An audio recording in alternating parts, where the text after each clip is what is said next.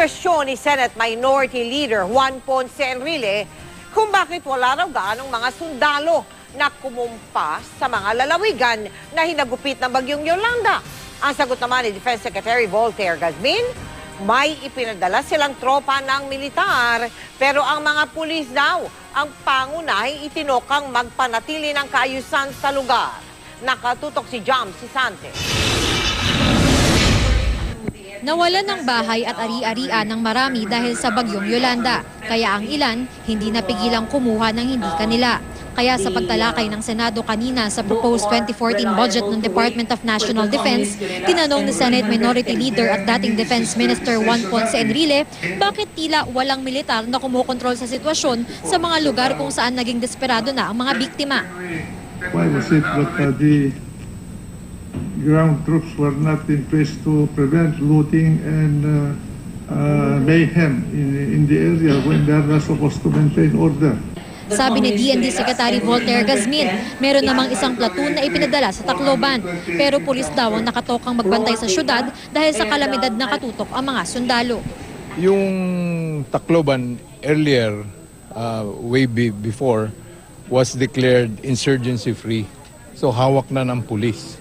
So in other words, at city yan na pagkasunduan ng PNP at saka AFP na pagka-build up areas, PNP ang take over. Since this is a police matter, PNP ang dapat magkuhan na.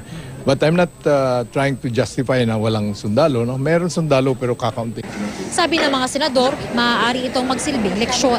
You cannot expect the police to operate in a calamity condition because their families are also affected.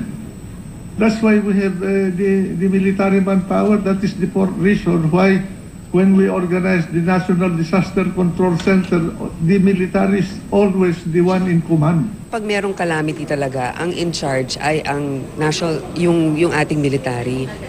Kasi nga, usually, ang PNP, local yan, no, doon sa probinsya, so sila ay apektado. Kaya lamang, pwede rin pag-usapan, halimbawa, sa mga sitwasyon na ganyan, paano natin i-secure yung ating mga uniformed personnel away from the disaster area but close enough.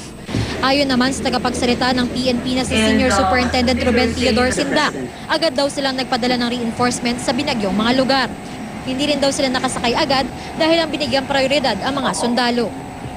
Tanong pa ni Enrile, totoo bang nawalan ng komunikasyon sa pagitan ng DND at Malacanang matapos ang hagupit ng bagyo? And I was wondering why there was so much complaint that there's no communication even from, I understand, Malacanang could not communicate with Tacloban. There was no lapse in communication insofar as the radio communication is concerned, Mr. President, but indeed cell sites were down. But the military communication has been operational, Mr. President, as early as Friday. Sa kabila nito, pinasalamatan ng mga senador ang mga sundalo para sa kanilang naging tugon sa mga biktima ng bagyong Yolanda. Sa kabila ng mga tanong, inaprobahan ng Senado ang budget ng DND para sa susunod na taon. Jam Sisante, nakatutok, 24 oras.